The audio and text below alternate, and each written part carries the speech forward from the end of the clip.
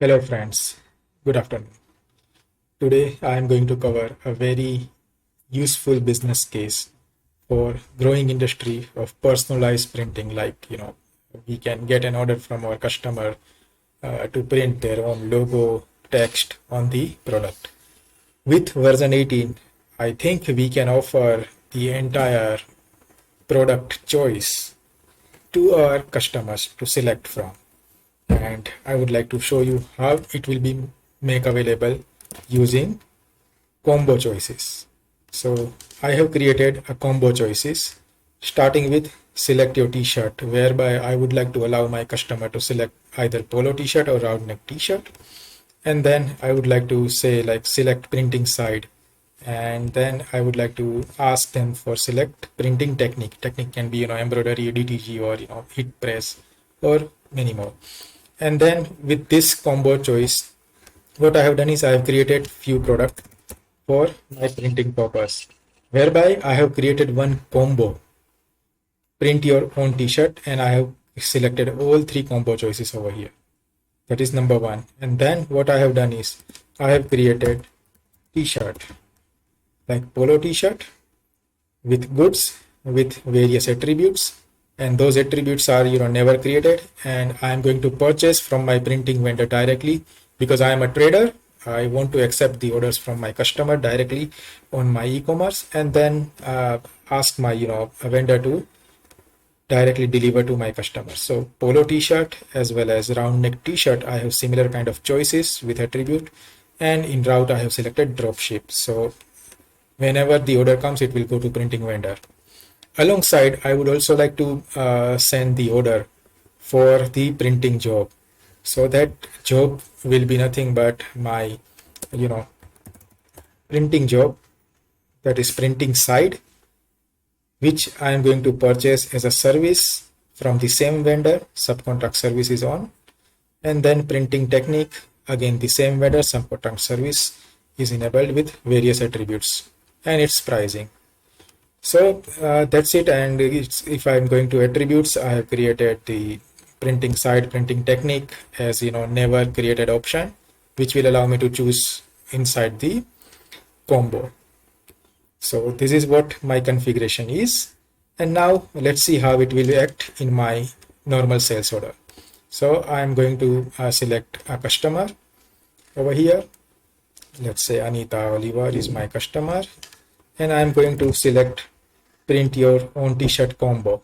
As soon as I select, it will allow me to select the choice. So I would like to go with polo t-shirt, and then it will launch which size, and then which fabric, and then which color. So I'm selecting this three. So it will select L size, blended cotton, and green color. And then printing side, I want to print on front and back.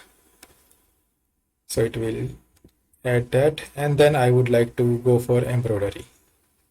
So it will adding the price. As soon as I confirm the order, it will create all the product lines from my combo choice. See this. And then as soon as I confirm the order, it will create a purchase order to my vendor with polo t-shirt, with its size, printing side, printing technique. During my purchase, when I send this quote to my vendor, I can attach the logo file which was supplied to me by my customer, which I can do from here. Okay, so this is how, when I confirm this PO, it will create a dropship order directly to my printing vendor to customer with the t-shirt.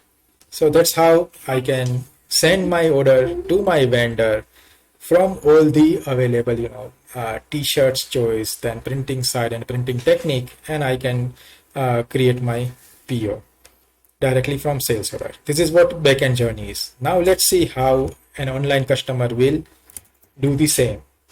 So our online customer, when I go to shop page and I select my t-shirt, like print your t-shirt, and I see add to cart, it will launch the same widget. I would like to go with round neck t-shirt with medium size, with cotton, and with white color. And then I would like to select right sleeve and left sleeve. And then in printing technique, I would like to go with heat press. Now I would like to continue to shopping.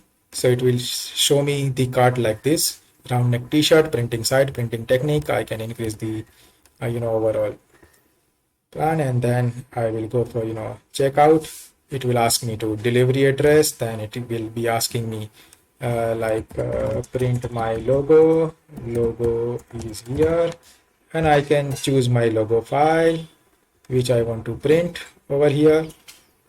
Maybe I would like to choose logo file, continue to checkout,